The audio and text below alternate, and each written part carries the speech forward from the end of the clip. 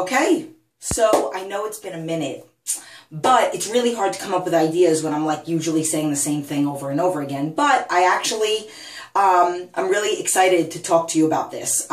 It might be a little bit hard to absorb what the theme of this video is, but it was inspired by two conversations. I have a client that I have a couple clients that have different medical conditions. Part of the reason why people come to me is because I put myself out there and I talk about how I have PTSD, and which I'm doing very well with all that. You guys have seen my latest videos. I am not going to trauma therapy anymore. I'm still seeing my homeopathic functional medicine doctor. I just saw somebody yesterday for some of my chronic pain, and I absolutely love it. If any of you have ever heard of rolfing, structural integration, already after one session I feel great, but that's not the point.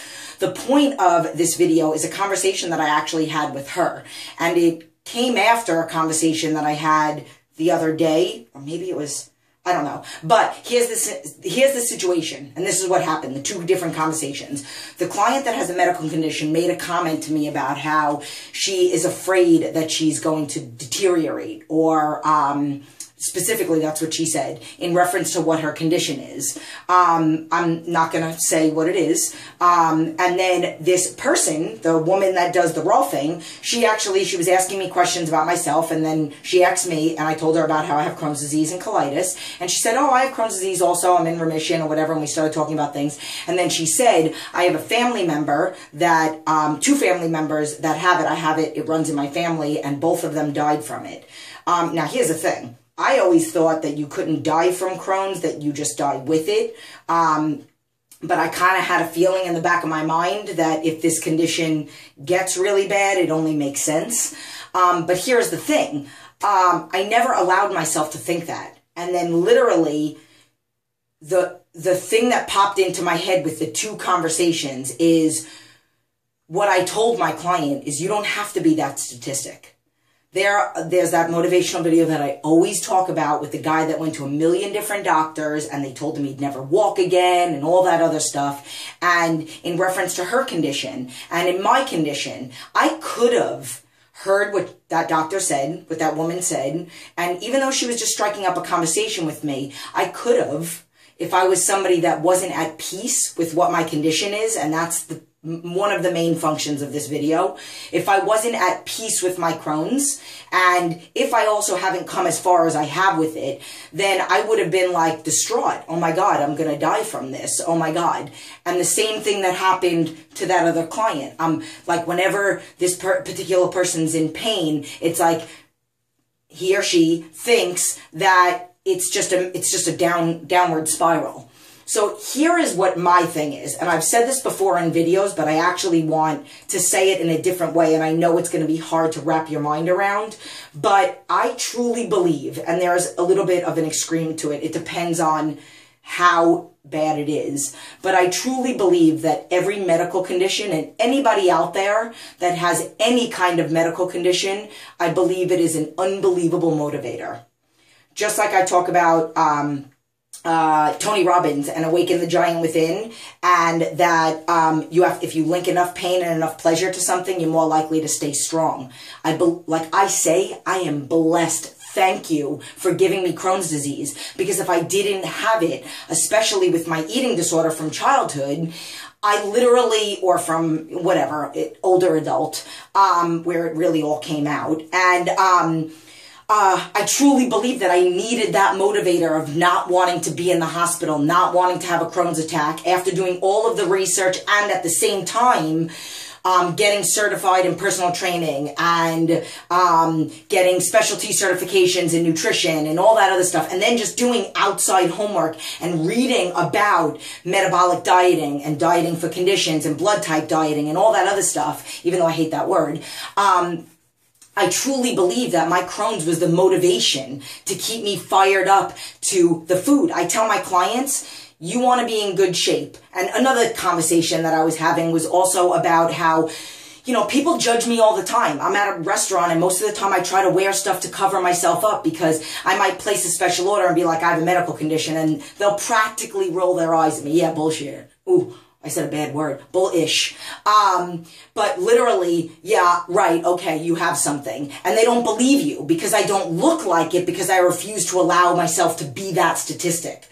So, you know, it's hard. You have to use this to your advantage. You have to do your best to think, I am going to be that one that makes it through, and have that faith. If you have to write it down every day like your positive affirmation, every day you have to write it down and you have to say, I am going to survive this. I am going to be that 1% or that 0% that they say doesn't get through this. I am going to be, you do all this research and people with Crohn's disease can't have this, and people with this condition can't have this, and people with this is what happens to them, and these are some of the symptoms that you have, and these are some of the things that can happen to you, and oh God, no. Focus on that you're not going to allow that to happen. I made a video about worrying doesn't make sense. Go watch that. I'm not even going to get into it in here. But that could be a phenomenal motivator. So again, if anybody has any kind of medical condition, I always say resistance training, good resistance training, functional core-based resistance training, working the whole body, needs to work those muscles, speed up your metabolism, get everything flowing inside, and we all need lean muscle tissue for every reason to just function in life, that we don't blow our knee out or blow our back out when we squat down to pick something up. Quality cardio, where your heart rates are elevated and you're actually building up the stamina of your heart, which I don't believe in fat burning zone and low to moderate heart rate. No, that has no in the future benefit to reducing heart disease, getting the heart stronger, and truly actually you burn more fat. And who the heck has 3 hours to work out and get the same calorie burn that you can get in a 40-minute workout in high intensity cardio or interval style of cardio? And boredom wise, who wants to work out for that long? I would much rather wait for the next 3-minute interval to get through my cardio. The main thing, I truly believe food is medicine. Literally, you are putting food into your body that is messing with brain cells, that is messing with digestion, that is not giving your muscles, your bones, your joints, your ligaments, your everything, the nutrients that it needs to be internally stronger. I should not physically look like this, having Crohn's, colitis, hypothyroid, and all the different ailments that I have from head to toe. I'm dealing with the pain that I have from a car accident, 2 car accidents in 1999 that were not my fault. And I have never been able to lay on my back for more than 5 minutes.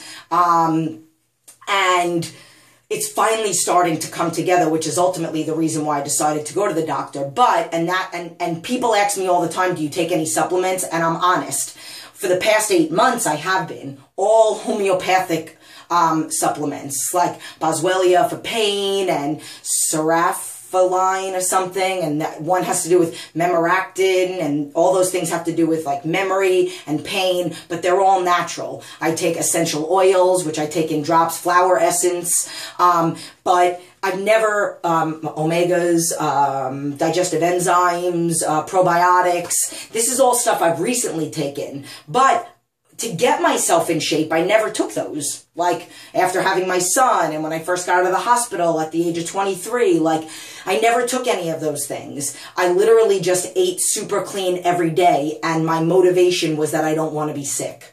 So if you wake up every morning and your positive affirmations are, oh my God, I love the way my hair looks, and oh my God, I love the way my eyebrows look today, and oh my God, I'm going to have a great day, and oh my God, I am not going to be a product of this condition, and I am not going to be a statistic, and I am going to survive it. There's a picture of, on Facebook, I hope I don't run out of time, but there's a picture on Facebook of 2 guys, and one of them, they're both like chopping, and one of them stops right before the diamonds, and the other one, I think gets all the way through in the picture, but whatever. The point is that most of the time we quit right when we're just about to be where we need to be. And a lot of the times it takes, and I'm not talking about like, oh my God, 1 week and I don't feel better. I'm talking about you can feel better after 1 week. If everything's good, and then you keep pushing, and that 1 week will get you motivated for the next week, and then the next week, and then the next week. You have to think of food as disease. and making every disease worse, and then think of food as medicine to heal and put food and put your body in remission from any medical condition you have internally. And bad food, man-made food, stuff that doesn't come from the earth. Water, you need to drink so much water. Cheats don't make any sense to somebody that has a condition or anybody that has any kind of fitness goal or health goal or anything. And if you don't have a medical condition, this video is not for you. You can have some type of severe motivation to, what is going to keep you motivated. I don't want to not be able to do this with my kids, with myself. If my girlfriends want to go out, I don't want to feel lethargic because I ate too big of a meal, or feel like, oh my God, I can't put on a fitted shirt to go out to a club with my friends. Literally, there is some kind of motivation. I don't know. I'm trying to think right now off the top of my head, and I just came up with that random, not really great one. But we all have something. We all have to find that deep-rooted fire. And then here is the thing, and I think I mentioned this. I can't remember. But every single person that isn't physically healthy, that's at a little bit too high of a body fat, that's not within good ranges, has an opportunity to improve their life in some way. And I will literally be honest when I say this. There could be a very intelligent, smart, successful man or woman that is the CEO to a company, that owns their own company.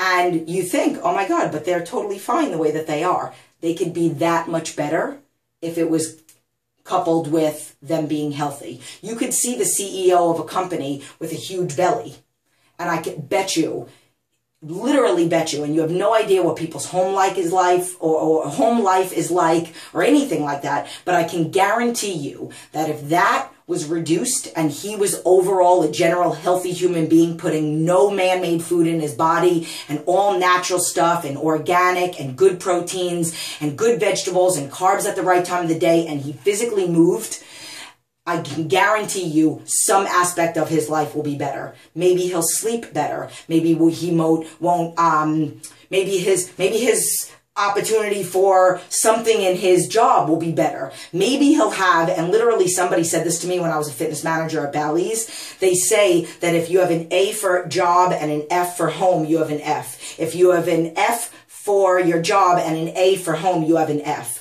So literally the quality of life is a combination of a good home life, good independence, whether you're single or with somebody, and then a good, healthy job, whatever, whether it's something that you're passionate about or whether it's something that just pays the bills. But if you don't have a good one of both of those, then you have an F. I don't care how successful you are.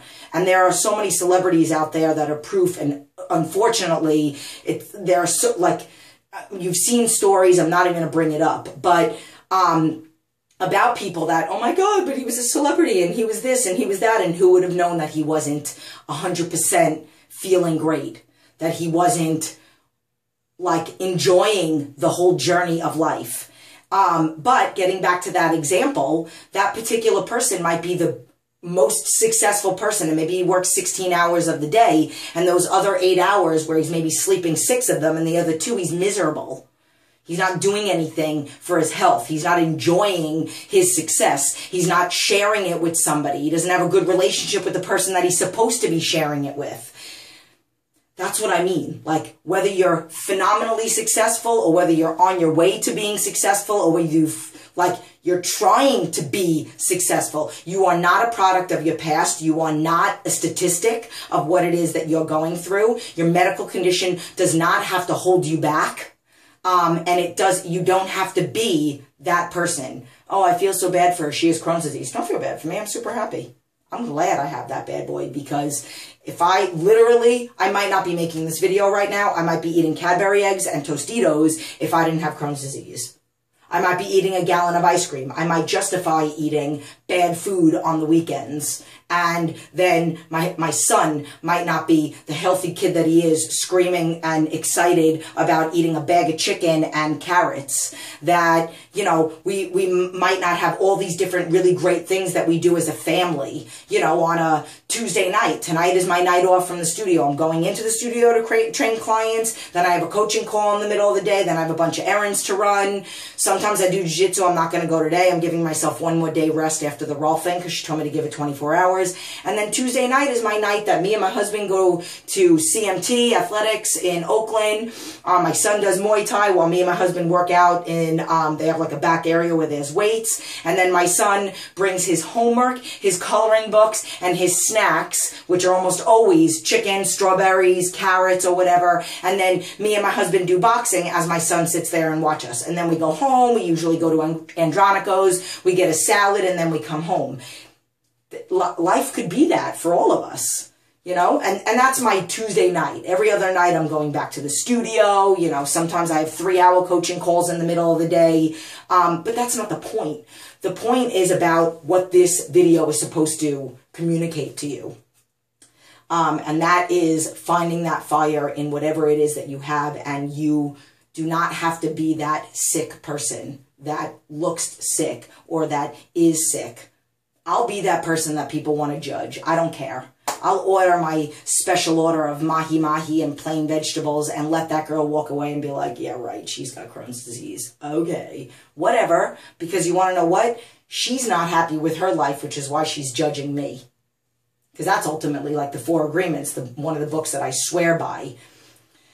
Like, one of the agreements has to do with, you know, people judging and not worrying about what other people think and all that other stuff. But 16 minutes. Wow, this is a long one. I actually was going to start out by saying this. Hopefully this one isn't a long one. I'm starving. I'm going to go eat. I love you. I hope you guys got something out of this. And I'm sorry it's been a while for videos. But yay. Hopefully it won't be like another, I don't even know how many weeks since it's been. But I love you. Wait, where?